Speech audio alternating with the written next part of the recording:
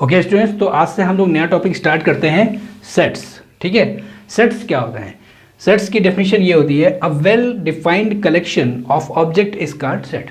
ठीक है, जैसे कलेक्शन तो हम लोग बहुत सी वस्तुओं का करते हैं, बहुत से ऑब्जेक्ट्स का करते हैं। ठीक है, लेकिन अगर उन्हीं ऑब्जेक्ट्स में अगर कोई एक प्रॉपर्टी कॉमन है, ठीक है, तो उस प्रकार जो हम लोगों ने उस ऑब्जेक्ट्स के कलेक्शन किए हुए हैं उन्हें हम सेट कहेंगे। ठीक, जैसे मान लीजिए कि आपके पास बहुत सारे बच्चे हैं, उन बच्चों में मैंने ये बात कही कि जो बच्चे मैथ्स में पास हैं, ठीक है, तो उनमें से जो बच्चे मैथ में पास होंगे वो एक सेट कहलाएगा। ठीक है, फिर मैंने कहा जो बच्चे फिजिक्स में पास हैं, ठीक है, तो वो जो फिजिक्स में पास बच्चे हैं उनका भी एक सेट हो जाएगा, क्योंकि वो सभी बच्चों में एक प्रॉपर्टी कॉमन है, वो फिजिक्स में पास हैं और ये मैथ्स में पास हैं। ठीक है, तो इस प्रकार से अगर एक कलेक्शन किया जाए, ठीक है, इस प्रकार से अगर एक कलेक्शन किया जाए तो उसे हम सेट कहते हैं। तो सेट में सभी एलिमेंट्स में जिस प्रॉपर्टी पे उसको सेट बनाया गया है वो प्रॉपर्टी सभी एलिमेंट में होनी चाहिए। क्लियर? जैसे a well defined collection of objects is called set. ठीक है, it is represented by capital letters of English alphabets A B C dash X Y Z. मतलब सेट को अगर हम रिप्रेजेंट करेंगे तो capital A, capital B, capital C और X Y Z something. Okay, and its elements are represented by small alphabets, और इसके जो एलिमेंट होंगे वो स्मॉल अल्फ़ाबेट से रिप्रेजेंट करेंगे। ठीक है, अब जैसे मान लेते हैं और कोई सेट हमें लिखना है तो हम ए लिखेंगे। मान लेते हैं जैसे चिल्ड्रन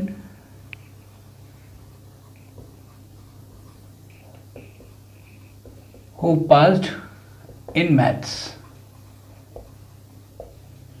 वो बच्चे जो मैथ में पास हैं। ठीक है, स्टूडेंट जो मतलब मैथ में पास हैं, तो ये जो सेट कहलाएगा ये आपका एक मैथ्स में पास बच्चों का सेट कहलाएगा। ठीक है, और इसे हम कैपिटल लेटर से शो करेंगे। क्लियर? इसके एलिमेंट्स जो होंगे वो स्मॉल अल्फ़ाबेट से शो करेंगे, और इस सेट को दिखाने का तरीका मतलब इट्स डिनोटेड बाय दिस, और सेट्स को हम इस ब्रैकेट से दिखाते हैं। ठीक है, जैसे मान लेते हैं ए कोई सेट है और इसमें ए बी सी डी, ठीक, ये चार एलिमेंट हैं, तो इसका मतलब हम ये कहेंगे कि ए बिलोंग्स टू ए।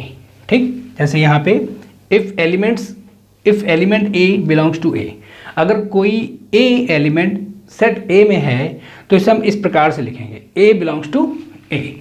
यहाँ पे देखिए ए सेट ए में है, ऐसे बी भी सेट ए में है, सी भी सेट ए में है, ठीक है, डी भी सेट ए में है, तो D belongs to A belongs to A, B belongs to A, C belongs to A and D belongs to A. ठीक, अब जैसे देखिए यहाँ पे ई ए में नहीं है तो हम इसको ऐसे लिखेंगे, ई does not belongs to A.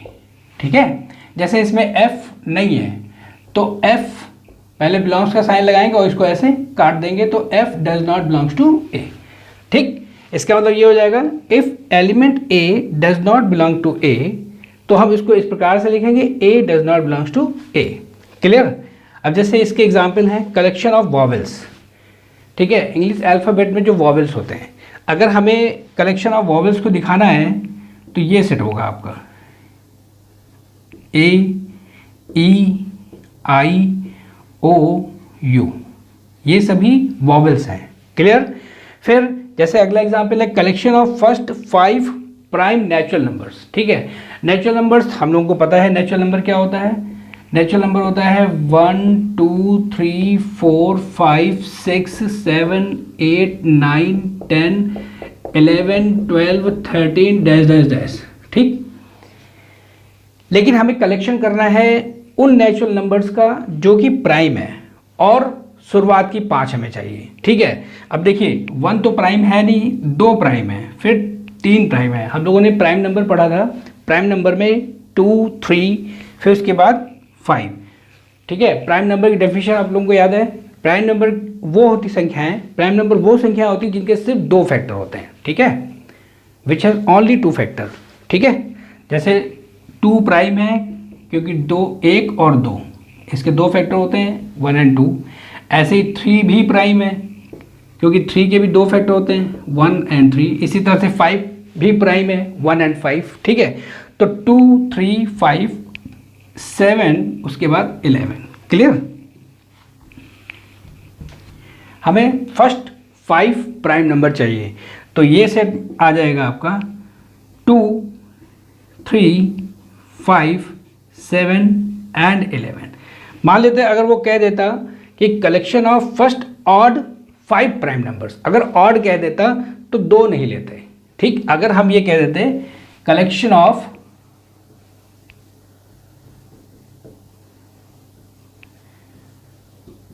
First odd prime natural numbers,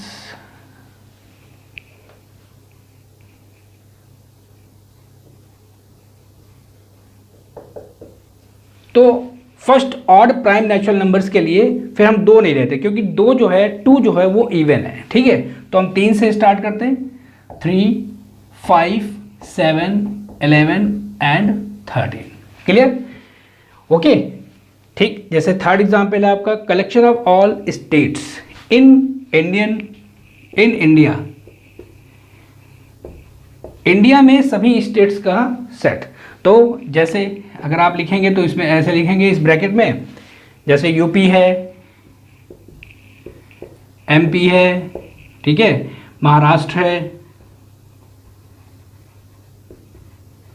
ठीक है, इस तरह से डैश डैश डैश जितने स्टेट्स हैं अगर हम इस सेट में लिख देंगे तो वो सेट हो जाएगा आपका collection of all states in India. Clear?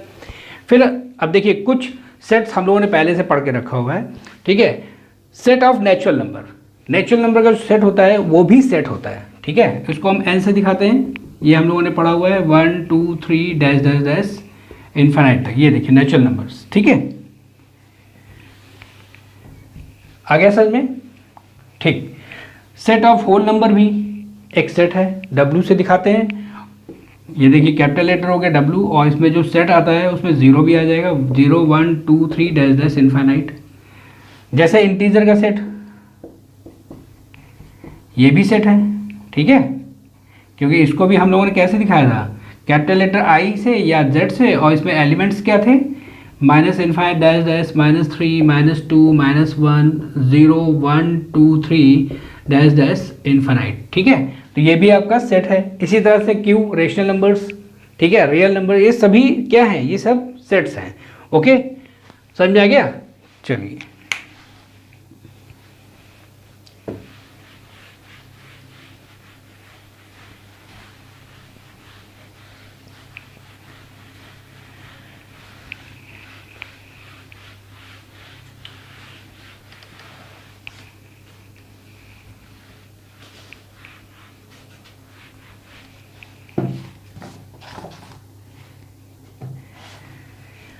जैसे एक एग्जाम्पल देते हैं,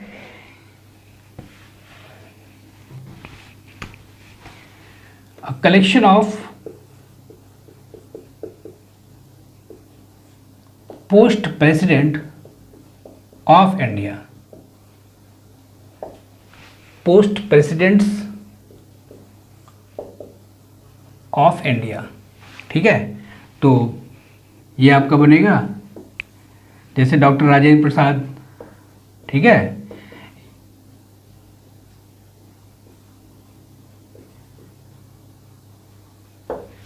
ठीक, इसी तरह से जितने भी प्रेसिडेंट्स होंगे वो आप इसमें लिख देंगे तो वो आपका सेट ऑफ प्रेसिडेंट्स हो जाएगा। समझ में आ गया? फिर जैसे कलेक्शन ऑफ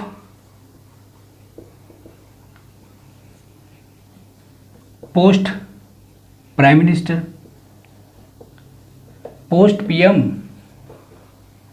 ऑफ इंडिया। ठीक है, CJL नेहरू, GL नेहरू, श्री जवाहरलाल नेहरू। ठीक है, श्री LB शास्त्री, लाल बहादुर शास्त्री। ठीक है, तो ये आपके आ गए post PM of India. Clear? तो जैसे ये सब क्या है आपके, ये सब आपके सेट्स हैं। तो सेट मतलब well defined collection of objects is a set. तो सेट की डेफिनेशन समझ में आ गई, ठीक है। नेक्स्ट लेक्चर पे हम लोग सेट के टाइप पढ़ेंगे, ओके। सेट को कैसे रिप्रेजेंट करते हैं ये पढ़ेंगे, ओके। तो आज के लिए हम लोग इतना ही रखते हैं, ओके।